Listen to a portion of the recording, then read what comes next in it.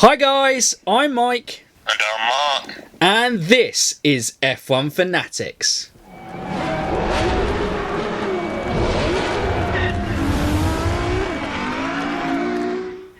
Welcome back to another episode of the Feeder Series, and now with the entire F2 grid confirmed, as promised, we are back to do an F2 season preview, and we are very lucky to have a guest with us to help us go through this F2 season preview. He's been on the channel before in obviously talking about the Feeder Series. He is just a big motorsport fan, and that is David. So David, thank you very much for coming on. Nice, thank you for having me again. No problem at all. It's great to have you on. And obviously you have been over the winter break experimenting with a few more videos on your channel, and I would highly recommend you guys. I'll leave a link to a couple of the videos in the description below because very good knowledge on the Feeder Series as always from David, and that's hence why we have him on. But with this F2 season preview today, what we're going to do for you guys is we are going to run through the tracks. That's going to be run through by Mark. Then what we're going to do is we're going to look at each of the teams and their drivers. We're going to say who we think is going to win the team into battle before me, Mark and David give our 22-1, and then we will have a kind of F2 season review at the end of the year and see how many of these we got right, which might end up being quite funny. But yes, Mark, over to you. Okay, let's start off the calendar. We aren't seeing many changes except the addition of one new track in the form of Zandvoort. But as always, the season opener will be staying the same as the great track at Bahrain, where they also conduct their winter testing. So we open up at Bahrain, and then go to Zandvoort, then we go to Circuit Barcelona de Catalunya, then Monaco, then Baku, then the Red Bull Ring, Silverstone, Hungary, then they of course go on the winter break as well before returning at Spa, Monza, Russia, and then going to the season finale at Abu Dhabi. To confirm on that one, obviously Mark we know is resident in Australia, so he calls it the winter break, and for me and David over here we call it the summer break. It is of course the break from racing in August between the Hungarian Grand Prix and Spa. So what we are going to do now is we are going to have a look at the teams, and I think we'll start off with the team that gave us last year's champion driver, because we will get Mark's excitement out the way of who we think is going to win this team battle, but I'll make him wait a little bit longer because I'm going to ask David first. So ART Grand Prix, the driver lineup is Marcus Armstrong, the Ferrari Junior, against Christian Lundgaard, the Renault Junior.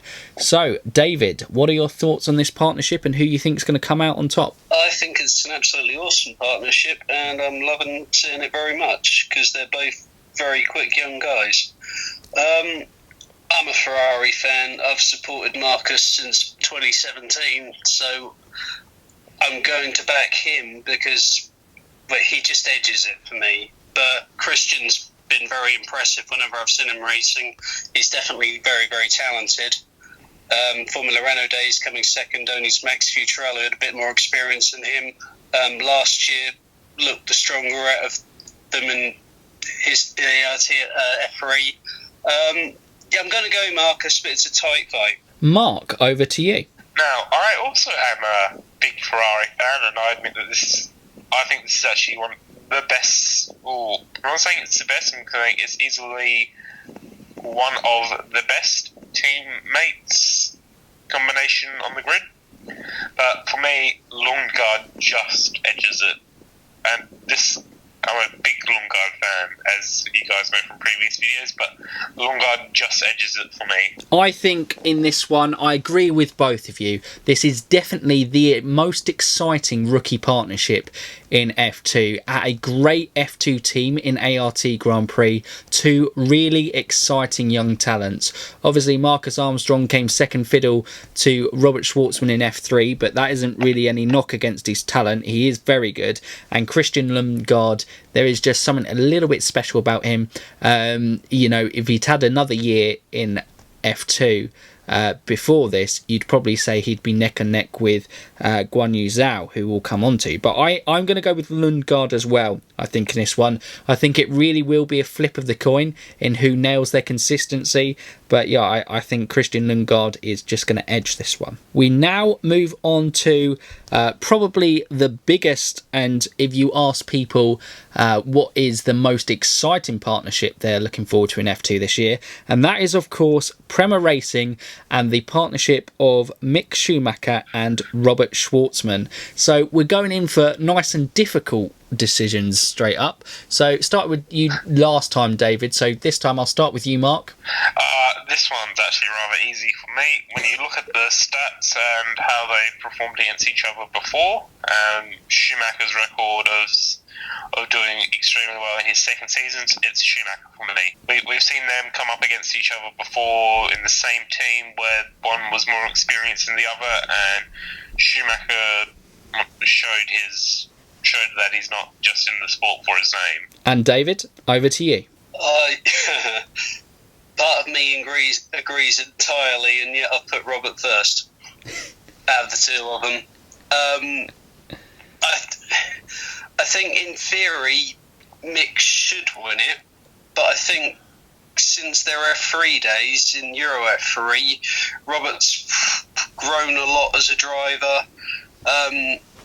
He's with Prema, a team he's spent the last couple of seasons with, and he's grown with them a lot as well. It's going to be tight.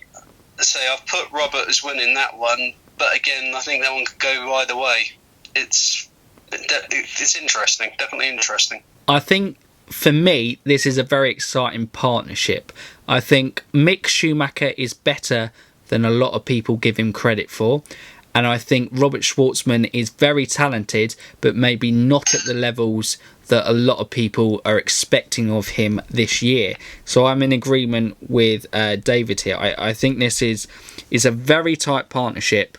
But for me, I am going to back Mick Schumacher. I just think that year's experience under his belt, he was starting to strengthen and get his handle on the car in the second half of last season. He has already got an F2 victory under his belt as well. I just think that experience is going to help him. He's not going to need an acclimatization period this season, where Robert Schwartzman might take a couple of races to kind of find his groove and happy place with the F2 car. And so that's what edges it for me. Mick Schumacher wins.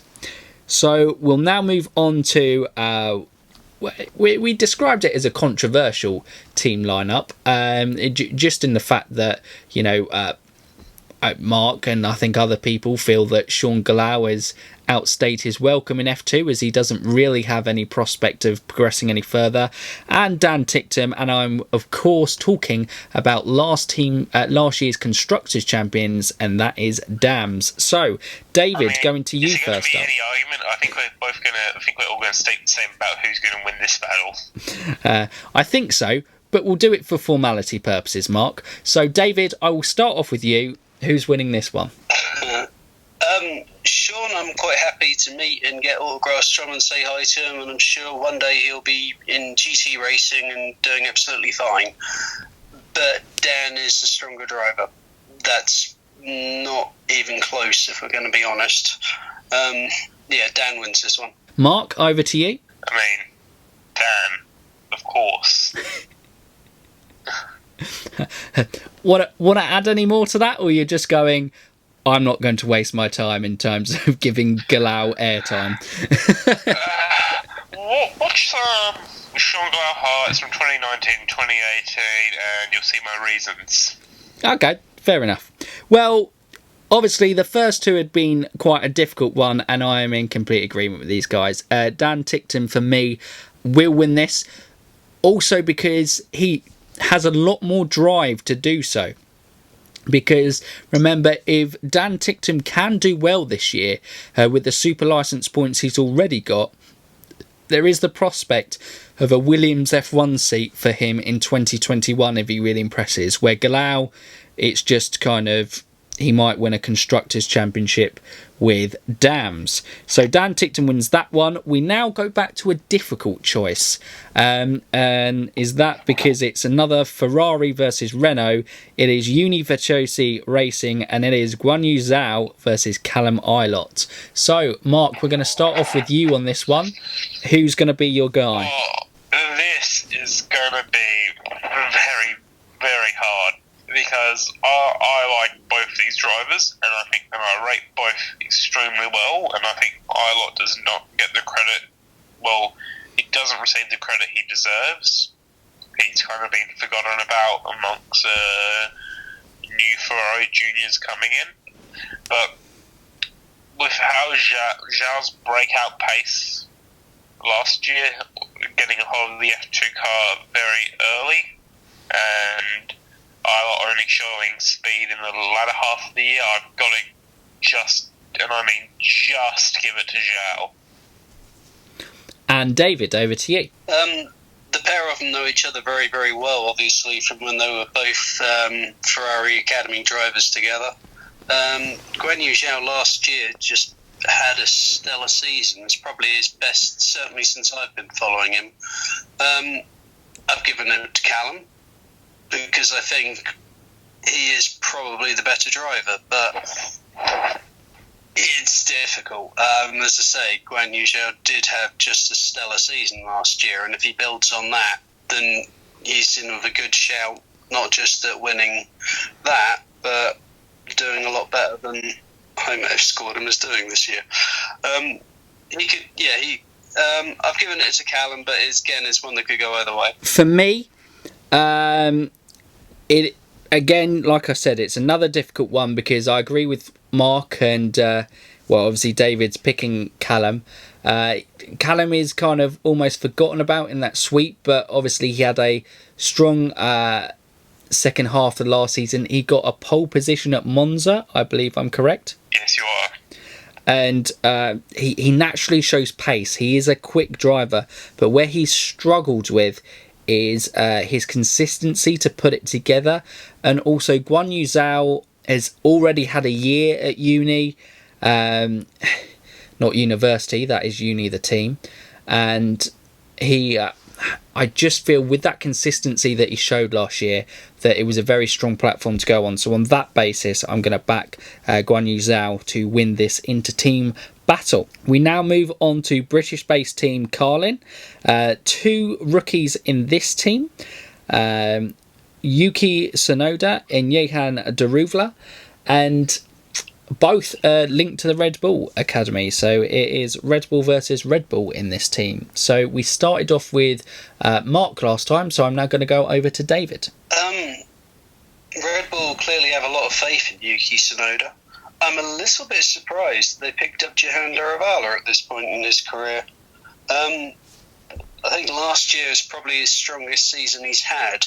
He's one of them guys who, on any given weekend, can run with the front pack and challenge for race wins and stuff, but hasn't always done it reliably in his career. So I'm going to go Johan Daruvla just because I know his career slightly better than Yuki Tsunoda's, to be completely honest with you. But again, it's going to be an interesting fight for top Red Bull honours, I think, that. And over to you, Mark. I think this is going to be our first clean sweep. Well, other than the Dan one. Close to clean sweep. The other one doesn't count. But you got to give it to Johan Daruvla. He did better in F3. He showed consistency, which Tsunoda lacked. He showed pace, which Tsunoda lacked. And, I think the pressure on Tsunoda is going to get to him. I believe Marco said that he has to finish 6, and anything below won't be acceptable. And that type of pressure on a young driver would break you, so it's got to be Daruvla. So, Obviously, these are two Red Bull linked juniors. I think we're all in agreement that the most promising out of the Red Bull juniors in Yuri Vips, certainly of the current band, is in the wrong series in Super Formula. He's got a very tough task ahead of him there. But we all know in discussions before that funding comes into it. So we have these two. I don't know in terms of too much prior to their F2 history on these guys, so I'm basing it on their F3 results last year. And it is a clean sweep. And I'm going to go for Jehan Daruvla because he just showed that little bit more consistency. Yes, he was obviously in Prema, which was the strongest team in F3 yesterday, and agreed it was actually fourth. Was the target that Marco gave Yuki Tsunoda, which just seemed... I thought it was 6. Yeah. No, that top pressure is not going to do wonders for Tsunoda. Look, I think... Yeah, it's too high anyway, that's for sure. Yeah, it was... Yeah. It's a stupid throwaway comment that's just... Yeah, just... It's a Marco comment. Yeah. Correct. It is a very Marco I still comment. can't believe that they went with Tsunoda and Daruvla over Vips. That still shocks me that they chose both of them before Vips. Money talks, Mark. Money talks. They've got form for it, let's be honest. Indeed, they do. And now we move on to, Charouz Racing System, who obviously are linked to Sauber Junior, and they have a brand new lineup as well this year, and that is in the form of Louis Delatraz, obviously previously racing for Carlin last year, and the young Brazilian Pedro Piquet, who I believe is the half brother of Nelson Piquet Jr. Yeah, certainly the son of Nelson Piquet, yeah. Yeah, I believe they were from different relationships. Not that anyone's probably entirely interested in that. But anyway, it's an interesting one. So your thoughts on this? It's probably going to be quite easy on this, but Mark, first up from you. It's closer than it leads on. You got to give Piquet credit for his performances in F3 over the past couple of years, but he's not going to beat Delatraz. Piquet does not deserve some of the stuff that's being flung at him because he's good enough to be in F2, but just not good enough yet to beat Louis Delatraz. Fair enough. And David? Yeah, I think Delatraz is a lot better than he's sometimes looked on paper, because last year was just like the luck he had was abysmal. Yeah, it's definitely Louis winning this one for me. And again, I'm going to make this a clean sweep. Louis Delatraz has the F2 experience for me. And also, this for me is a big season for Louis, because if he can have a strong performance this year, there is a chance that next year he might be picked up by one of the bigger teams within it, because it was kind of a sidestep from Carlin to Charouz, basically, on their performances last year. Pedro Piquet, I believe, finished 5th in F3 last year. I think he'll just be finding his feet in F2 this year, and Delatraz's experience... He does deserve to be in F2, but just he's not at the level of Delatraz, not yet at least. Yeah, I think he would... I'm not expecting him to hit the ground running, and like I've said with other people with experience, that F2 experience of the car that's unique to the ones that they've probably driven before really is a key factor in some of these inter-team battles. We now move on to BWT HWA Racelab. A lot of kind of abbreviations there. Obviously were previously BWT Arden, one of the teams that have been in since around, they were 96, I believe, was Arden's first season in, what was it, F3000 back then? It was F3000. It was obviously set up by the Horners. But yes, they have finally parted ways, and HWA, who are linked with Mercedes, as we spoke about, they have a new partnership in Artem Markelov, a very experienced runner in F2, and Giuliano Alessi, another one of the Ferrari juniors. So, this time we will start with you, David. Artem Markelov, incredibly experienced at that level. It's almost sort of a thing that to get to Formula One, you've got to survive wheel-to-wheel combat with Artem Markelov almost, you know. He's combative, competitive, not necessarily the quickest over one lap, but in a race, very determined.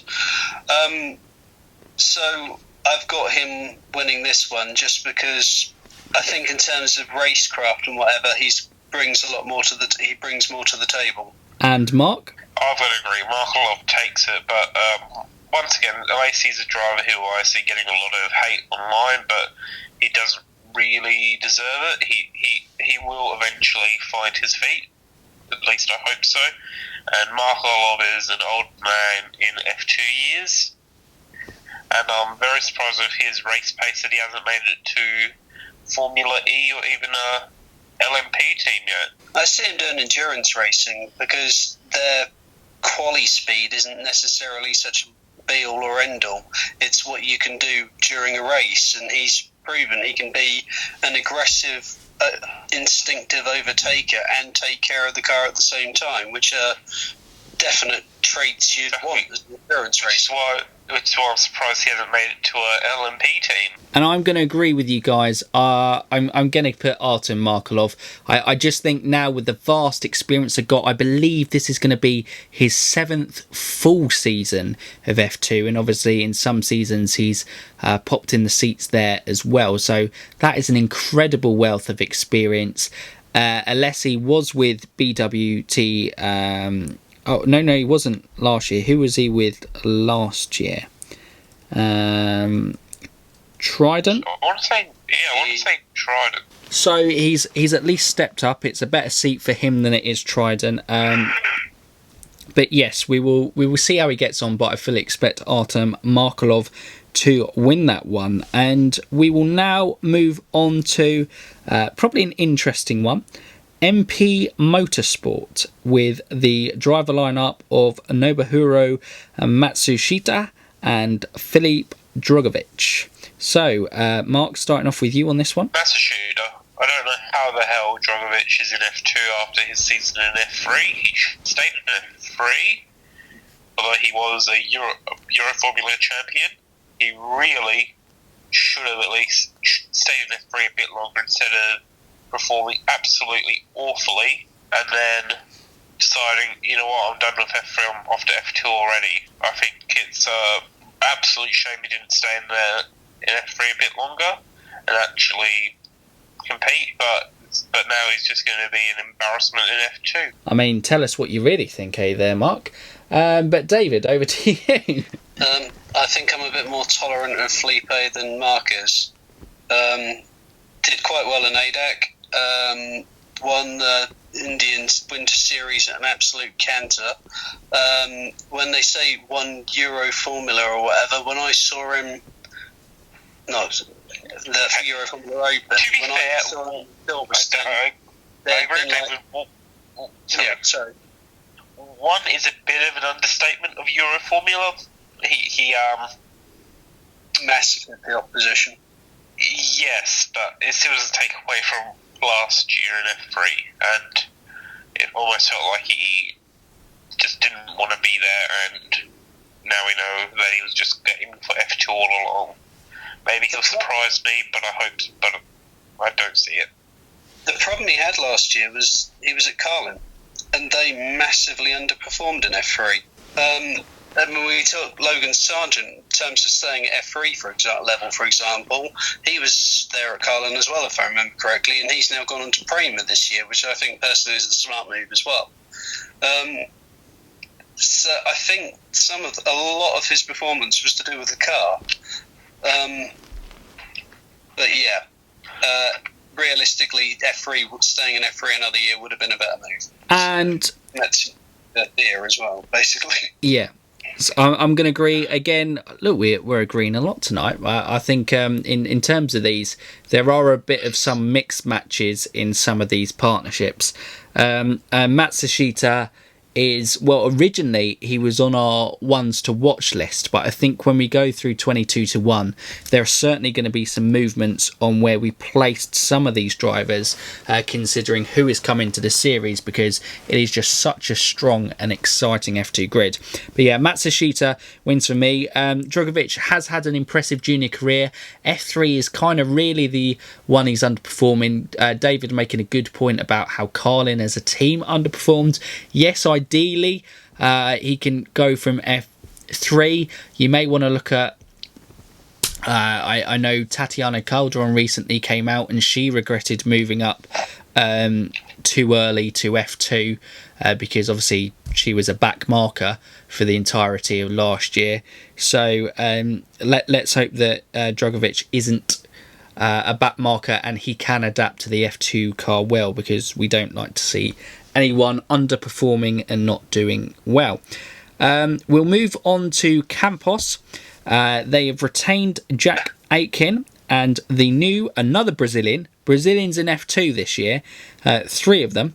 Quite a popular year for the Brazilians, and it is Guilherme Samaya, we believe it is pronounced. We weren't too sure on that one, so we apologise if we have got that one wrong.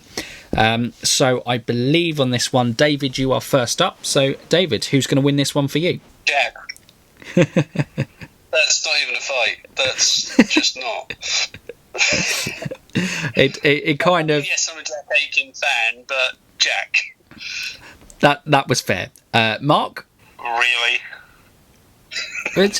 Just a name, please. It's Guilherme, isn't it? The driver I think will win this battle rhymes with Matt Denkin. Thank you for that one, Mark. And yes, I'm going to round this up quickly on Campos. Yes, Jack Aitken is going to smash this one, I imagine. Has a big year ahead of him becoming the Williams reserve driver. And yeah, it may be a little bit fair, but Samaya, he hasn't really had any success outside of Brazil, and so and the reports on him haven't been particularly flattering. So we will see. Yes, we will see what actually happens with him. But none of us particularly hold out too much hope for him. We now move into exciting new team. Not a new team in terms of they've just sprung out the ground. You'll remember them from our F3 run through of the teams, and that is Hitech Grand Prix. Obviously, also they power the W Series, and I believe they also power the cars in what has been the Winter F3 Asia Series. I could be making that one up, but I'm pretty sure I'm correct. They have a team. They do have a team in it. They do have a team, so okay, so they do compete in that one as well. But anyway, they're not novices in the racing world, but they are novices in the F2 world. But I believe they've been planning this one for a little while, and they have a very they have an experienced lineup. Nikita Mazepin, who was ART Nick de Vries' partner last year, who did struggle. But he's going to do the full season, and then Luca Giotto. He obviously signed a GT contract. It believed that was his F2 career over last year, but in a sensational return, he has come back, but he will be missing 5 races due to clashes with the GT calendar. So I don't know who might come in there. Sergei Seta Kamara maybe, if it doesn't clash with his interests, although I know he's one of the rookies at the Formula E test, and I believe he has signed for someone in IndyCar. In a part season in Indy, yeah. Yeah, so maybe not on that one. But anyway, Luca Giotto, Nikita Mazepin,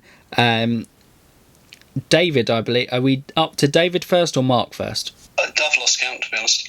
We'll go David. I think Mark can go. Oh, Mark's gone. Mark, you're in.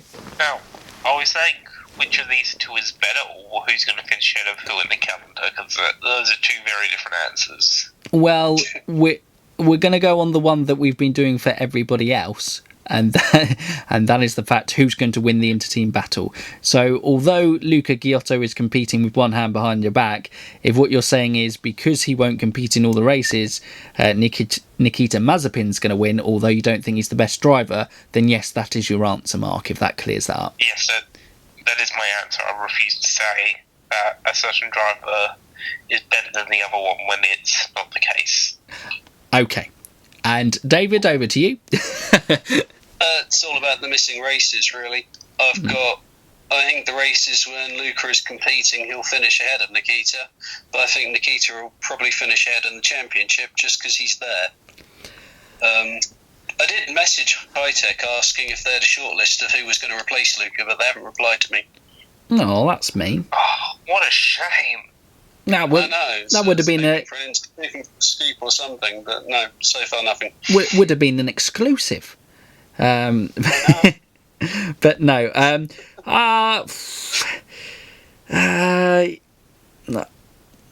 Yeah, I just think with Hitech, if it was a better team, I think in the races that Giotto would miss, I think he would still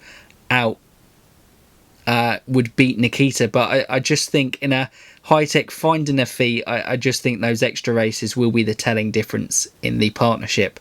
So Nikita Mazepin for me also is going to win this one. And we round off before we give our 22-1, and that is going to be Trident, and their lineup is Charouz Racing, obviously another one of Williams. Is he the testing driver? Because Williams have got like a plethora of people linked to the team now in terms of Chadwick, Aitken. I don't know. Just swipe your card and they'll give you a role. Development driver extraordinaire. That's the one. So Charouz Racing and a Marino Sato as well. So this probably an interesting one, but I think we're probably going to come to. It's a term that I think only Australians will understand, but this is going to be a battle for the wooden spoon. Yes, probably a fair terminology of that, as we affectionately called it in the F1 play predictions last year, me and Ash, the one that nobody really pays too much attention to. So David, who is your winner of the Wooden Spoon Award with Trident? I sort of feel like Trident have been late to announce their drivers on purpose just to try and get people talking about them. Yeah. I mean, respect to any racing team, because obviously I love racing, I love seeing people race, but at this level they struggle.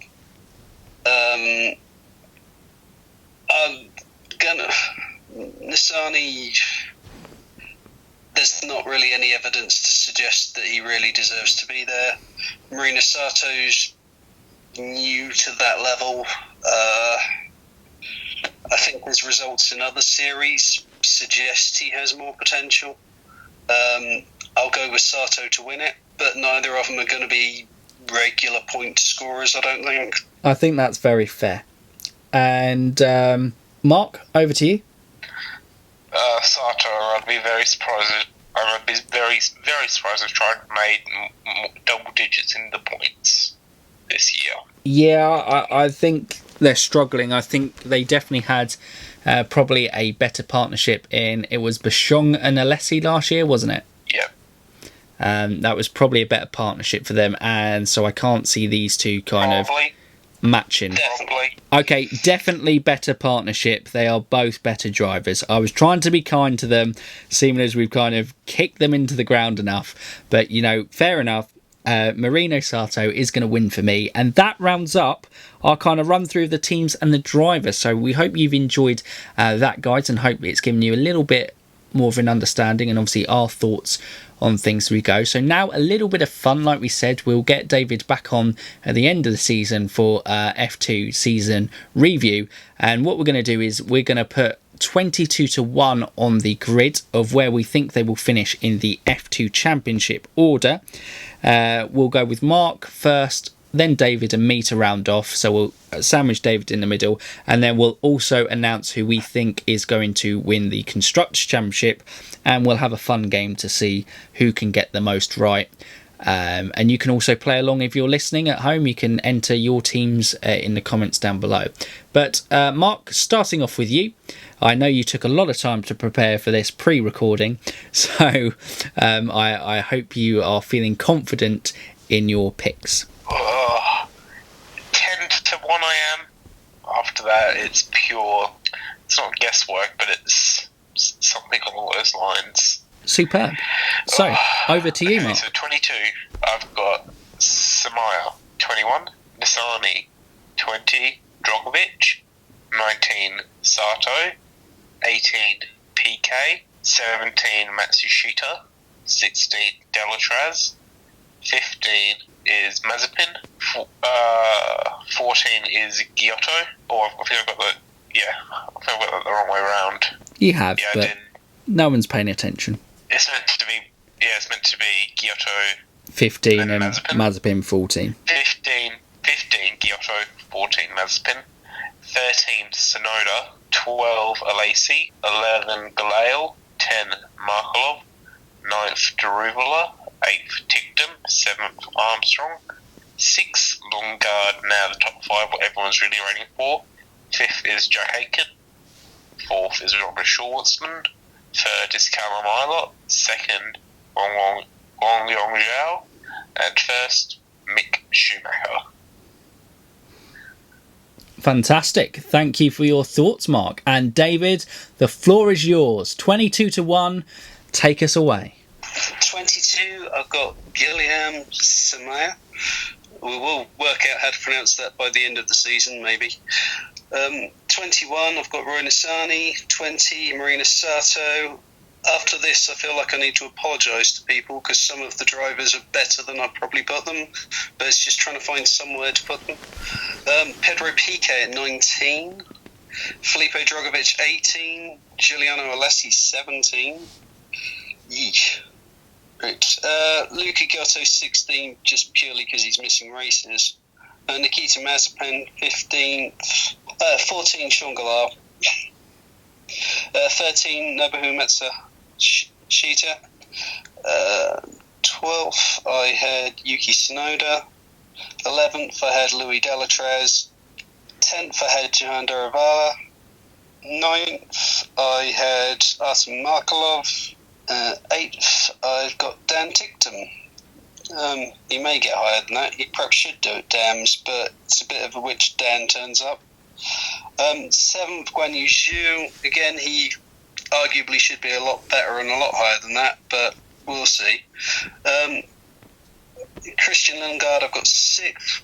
Callum Ilott, I've got 5th. Marcus Armstrong, I've got 4th. Jack Aitken, I've got in 3rd, but he could be any number between there and 6th, really. Almost to be contrary to you guys, I've put Mick Schumacher 2nd, but the smart money's probably on him. And I've got Robert Schwartzman 1st. Superb. Fantastic. And then me to round things off. So 22, I have Guillaume Samaya. I think it's a clean sweep at the bottom. Sorry for that. Hope you don't take it too offensively if you are listening to this. Roy Nissany, he is going to be 21 for me. Marino Sato is going to be 19. Pedro Piquet is going to be 18. And Matsushita is going to be 17. Luca Giotto 16. Nikita Mazepin 15. Then we have oh no, I didn't put Drogovic was where Matsushita was. So where was he? 18? Yes, he was. Matsushita is going to be 14. Jehan Daruvla is going to... Yuki Tsunoda is going to be 13. Jehan Daruvla is going to be 13. I'm keeping up with numbers here. It's difficult in terms of that. There we go to BWT. Giuliano Alessi I've got as 12, I believe. Artem Markelov is 11 and Louis Delatraz is 10 before Sean Galal is 9. Marcus Armstrong is 8. Christian Lundgaard is 7. Dan Ticktum is 6. Jack Aitken is 5, Callum Eilert 4, Robert Schwartzman is going to be 3, Guan Yu Zhao is going to be 2, and Mick Schumacher is going to be 1. And so that rounds it off. I did manage to get there in terms of realising I really should have written them just out 22 to 1 instead of randomly putting numbers and trying to figure out where they were on the sheet. But yes, we now switch back to... Yes, David? I wrote them out originally in the order the teams were in and their numbers for each driver beside them, and then tried to work out my 22 next to it, so I had numbers scattered all over the shop. I believe, David, we took the same approach and both kind of struggled in terms of going, why did we do this? This is not easy. Why have we done this? Why rush job worked out the best? Well, Mark, we'll hand it over to you and we will go with who is your team who's going to win the Constructors. I'm throwing a massive curveball here and saying Uni's going to win it. Cool. And David? I want to see a great fight between them, ART and Prema. What I suspect will happen is that Prema should win it. And for me, just based on positioning, first and third, I believe Prema will win this one as well. Obviously, they haven't won since Charles Leclerc won the championship for them. I believe they won the team championship that year as well. Or have I wrong there that it might have been ART? But I'm backing Prema to do it because I think they definitely have the strongest partnership in terms of they've got 2 title challenges in there where you can make arguments for other teams, but they have 2 definite title challenges in their team. And guys, I think that is just about our roundup of our F2 season preview. And I think we're just all really excited for it to kind of kick off now. Yeah. Oh, are we going to make predictions about who's going to be the fill-in driver for Kyoto? Oh, we can throw in that one for a bit of fun because I don't think we have any idea. So, Mark, I've got mine. Okay. This is going against Graham. I've had no one bring up his name, but I'm going on what Hitech's thinking with their lineup, and I'm saying Jordan King. Okay. That's actually quite possible. He does seem to be the reserve driver on occasion, doesn't he? He does, and he does have pace, and he does have experience in the F2 car, so that's why I thought he's probably going to be likely. He can keep somewhat on pace, he knows the F2 car, and he can help him when Kyoto's not there, so Jordan King. Yeah, the one for me will be, how do the races that Luca's missing clash with the ones that Sergio might be doing in Indy or Yuri Vips might be doing in Super Formula? It's a very good question, David. I wish I could give you the answer. So do I didn't do quite enough research before coming on. Well, according to Red Bull, they're so very, very tight on money, and they just couldn't afford to get Vips a seat in F2. So I don't think that's going to happen. I think Red Bull's absolutely scraping the bottom of the barrel with money, and they just can't afford to get poor Vips an F2 seat. They can afford to get everyone else everywhere, but you know. If your name starts with V and ends with S, unfortunately, we're broke all of a sudden. I think also, if we're thinking about this, F1 is very much a sponsorship and marketing game. Jehan obviously flies the Indian flag, and Tsunoda obviously is Japanese with Honda backing, so that very much comes into the equation, where, no offence to Estonia, but I don't think they're top on the priority list in terms of teams who markets F1 are looking to target. So that certainly, unfortunately, doesn't play in Yuri Vip's favour. So I'm going to go with Sergei Sete Kamara for my one. he just seems experienced. It may be a guy in F3 who's doing well for Hitech. Well, it would be unlikely to do it. But if they don't clash with the F3 races that coincide at the same time, all of them do? Yeah. Okay, well, that's fine. The only race that doesn't clash is Abu Dhabi, and Abu Dhabi and a few more, but I think they are literally ones that Giotto would be doing because of when they happen. Well, in that case, then I'm just going for Sergio because he's the safe option. And on that note, I think we've. Are you going to let David say who he thinks? I basically did, so I'm kind of agreeing it'll probably be Sergio, but it's whether the dates clash with the Indy rounds or not. I thought very much, Mark, that you poo-pooed on his idea that Yuri Vips would get anywhere near an F2 seat, so I thought by default that meant that it fell into Sergio camp. Helmut Marko is a sort of system in F2 cars that if Yuri Vips tries to get in one, it will deliver an electric shock. And on that note, that's probably a fairly good point to round off this F2 season preview. And all three of us, and I'm sure. Mike? You okay? I'm good. I'm good, thank you, Mark. Are you okay from your shock? I know it's early in the morning for you, but you're certainly awake now. Your sense of humour has definitely woken up. But that is where we're going to round off this F2 season preview. It's been really enjoyable. Well, obviously I don't have to thank Mark. You are the feeder series thing, but thank you, David, for coming on. Always great having you on the show as always. And yeah, like I said at the start of the video, guys, if you haven't checked out the videos on David's channel, I'll leave a couple in the description below.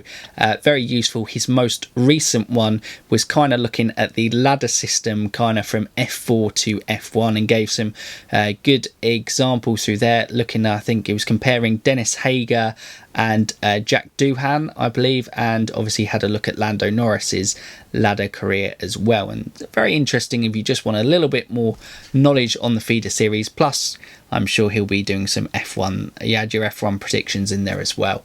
So guys, that's us done. We will be back shortly with an F3 season preview where we will have Josh Revel back on the channel, and he will be helping Mark in terms of do similar to what we've just done with F2, but in terms of the F3 teams. If you're new around here, it should be a very good one. Yeah, and if you're new